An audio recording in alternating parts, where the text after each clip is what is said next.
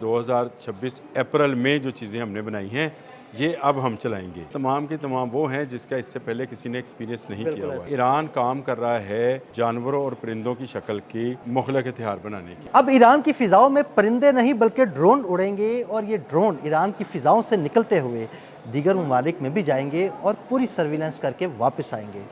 Iran ने Shahid drone के बाद अपनी एक और टेक्नोलॉजी रिवील की है। ये टेक्नोलॉजी बिल्कुल किसी परिंदे से मिलती जुलती है। इस बारे में आमिर रज़ा से बात करते हैं। आमिर भाई, हमने शाहिद ड्रोन का नाम सुना, मज़ीद ड्रोन ईरान के पास जो हैं उनके भी नाम सुने, लेकिन एक और टेक्नोलॉजी सामने आई है। एक ऐसा ड्रोन जो बिल्कुल परिंदे की तरह है, परिंदे की तरह उड़ता है और पूरी इन्फॉर्मेशन जो है ना वो अपने कंट्रोल रूम तक पहुंचा देता है।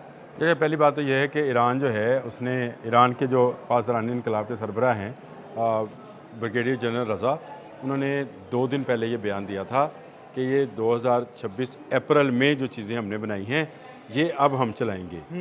यानी वो 2026 अप्रैल की बात उन्होंने इसलिए की कि ये तमाम की तमाम वो हैं जिसका इससे पहले किसी ने एक्सपीरियंस नहीं किया हुआ है। एक बात ये 2024 में एक रिपोर्ट आई थी कि ईरान काम कर रहा है जानवरों और परिंदों की शक्ल की मुख्तलिफ हथियार बनाने की। अच्छा, ये जब 2024 में आई तो मेरी भी नज़र से गुजरी थी। मैंने इसको से समझा कि शायद ये उसके लिए प्रोपोगंडा है, लेकिन वो जो वीडियो सामने आई जो कि ईरान के अंदर उस परिंदे की परवाज़ है जो बिल्कुल उकाब की तरह का लगता है, और उसका जो पेंट है और उसका जो सीना है और उसकी जो चूंच है वो उकाब की तरह की है, लेकिन ये उकाब अपने पर भी चलाता है। ड्रोन्स अमूमन सीधे उड़ते हैं, मशीन की तरह चलते हैं। ये अपने पर, इसको सिर्फ इसलिए किया गया है जो कि रडार्स हैं वो इसको ना पकड़ सकें। रडार इसको यही समझे कि एक परिंदा है। और ये परिंदा जो है मुख्तलिफ अशकाल में है, यानी किसी जगह ये उकाब की शक्ल में है, किसी जगह ये सीगल्स की शक्ल में है, यानी बड़े साइज़ के सीगल्स में शामिल होकर। देखें, ईरान मुख्तलिफ हथियार बनाता है, उनमें से एक ड्रोन उसका नाम है अबाबील। ये भी परिंदे का नाम है जिसका कुरान में जिक्र है अबाबील का, और ये भी झुंड की तरह जाता है, लेकिन ये परिंदे की तरह उड़ता नहीं है। हैं ये झुंड, बिल्कुल स्टैटिक होते हैं ना? स्टैटिक पर हैं और ये झुंड की शक्ल में ही जाता है, यानी झुंड जो है वो हमलावर होता है और उसमें तबाही, उसमें बारूद भरा होता है। ये जो नया आपने परिंदे की शक्ल का कहा ड्रोन, ये ड्रोन प्योरली सर्वेलेंस के लिए है और ये पकड़ा नहीं जाएगा। ये समंदर में उड़ेगा, ये ज़मीन पर उड़ेगा, ये उड़ता चला जाएगा, 24 घंटे से ज़्यादा प्रवास कर सकता है और तमाम बारीक बीनी से जो डाटा है वो अपने डाटा सेंटर तक पहुंचा सकता है। ये सर्वेलेंस करने वाला ड्रोन है, लेकिन दिलचस्प चीज़ ये है कि दुनिया में किसी मुल्क ने ये नहीं सोचा कि एक परिंदे को भी सर्वेलेंस के लिए ऐसा ड्रोन हो जो अपने पर जो है ना वो हिलाए भी, और वो पर जब हिलाता है फुलाता है उसी तरह उसका सीना भी जो है वो मूव करता है साथ उसके, और उसको जो भी, यानी ये कहीं से शाइबा नहीं होता कि ये कोई ड्रोन है, बल्कि ऐसे ही लगता है कि एक परिंदा है। ये परिंदे की शक्ल में आता है। तो अगर वो जो आपके जितने रडार्स हैं, आपको भी पता है कि वो उस वक्त उनके वो हसासियत पैदा होती है जब वो देखे कि मशीन उनकी तरफ आ रही है। वो मशीन मिसाइल की शक्ल में हो सकती है, उसकी वो शक्ल जो है वो शाहिद ड्रोन जैसी हो सकती है, अबाबील ड्रोन जैसी हो सकती है, लेकिन एक परिंदे की तरह उड़ता हुआ अगर समुंदर में भी उड़ेगा तो उसको उस तरह से डिटेक्ट नहीं किया जा सकेगा, यानी उनके रडार्स जो हैं वो धोखा खाएंगे। ईरान ने अब हालिया दिनों में इसका कामयाब तजर्बा किया और किया ईरान पर ही है, यानी उन्होंने ईरान में उसको उड़ाया है और मुख्तलिफ रडार्स के ज़रिए इसको पकड़ने की कोशिश की है। अल्हम्दुलिल्लाह वो इसमें कामयाब रहे हैं कि कोई भी रडार इसको एज एन ऑब्जेक्ट जो है वो नहीं इसको इंटरसेप्ट नहीं कर सका।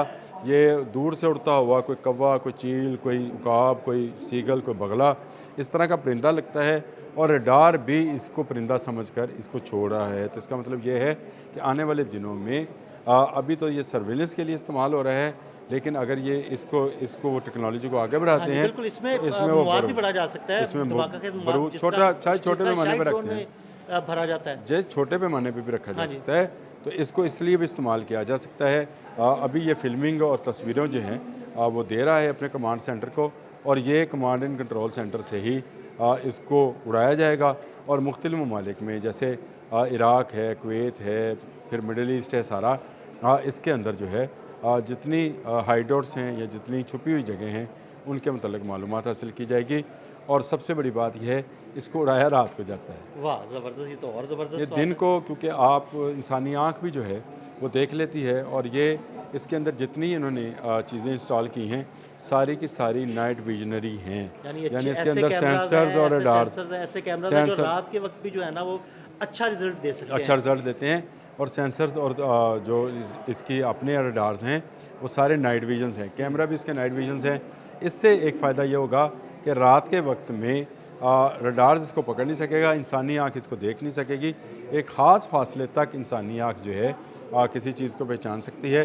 अदरवाइज़ ये उड़ता हुआ एक परिंदा, उसको महसूस होगा कि एक परिंदा गुजर गया ऊपर से उड़ता हुआ, ये पता नहीं है कि वो एक एक जो है डाटा जो है या एक एक तफसीलात है वो ले गया। तफसीलात कैप्चर की, अपने रिकॉर्ड अभी तक पहुंचाई। अभी मेरे अपनी तहकीक के मुताबिक ये जो ब्रिगेडियर जनरल रज़ा ने बात की थी कि उन्होंने नए मिसाइल्स भी बनाए हैं, अभी वो शो ऑफ उन्होंने नहीं किए हैं, लेकिन लगता है कि अगर ये कशीदगी बरकरार रही, 22 को सीज़ फायर ख़त्म होना है, उसके बाद ईरान कुछ ऐसे चीज़ें ज़रूर इंट्रोड्यूस करवाएगा जिसकी तवक्को इस वक्त दुनिया, अमेरिका या इजराइल जो है वो नहीं कर रही है। ईरान बड़ी तेज़ी के साथ अपनी टेक्नोलॉजी को इस्तेमाल कर रहा है, और मुझे याद आ गया मरहूम अली मोहम्मद नईनी की बात।